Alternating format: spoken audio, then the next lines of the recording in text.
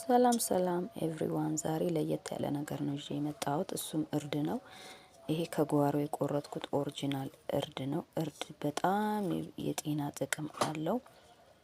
ከሱም አንደኛ ለአልዛይመር በሽታ፣ ለዳያቤቲክስ፣ ለስትሮክ፣ ለካንሰር፣ ለቆዳ ጥራት፣ ለፊት ጥራት፣ ለብዙ አይነት ተመልከቱ ጋይስ። ኤግዛክትሊ ዝንጅብል ነው የሚመስለው። በደንብ ይወጥ።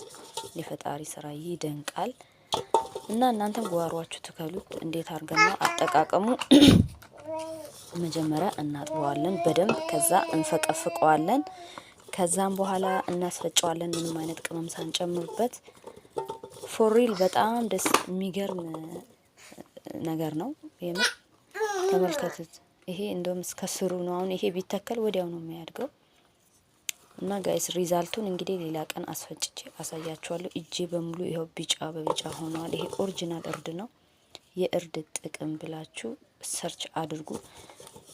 ዶክተሮችም በጣም ብዙ ሳይንቲስቶችም ተመራምረው በጣም እንትን ያሉት ያደነቁት ነገር ነው።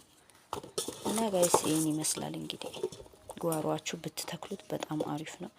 ለብዙ የጤና ጥቅም ይሰጣል።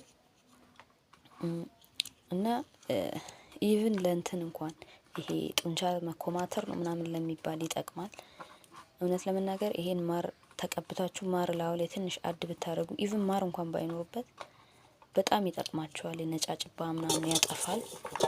ስፔሻሊ ግን ከወጥ ጋር ሲበላ፣ ሻይ ተፈልቶ ሲጠጣ ነው በጣም የሚጠቅመው። እና ጋይስ ሉክ አት ዚስ እንትን ነው የሚመስለው። በቃ ኤግዛክትሊ ዝንጅብል። አያችሁ? የፈጣሪ ስራ አይደንቅ? ግን እርድ ነው በጣም የሚደንቀው ነገር። ይሄው እጄ ራሱ ቢጫ ሆኗል። እና ጋይስ ይሄን ይመስላል። ይኸውላችሁ እንግዲህ ተመልከቱ።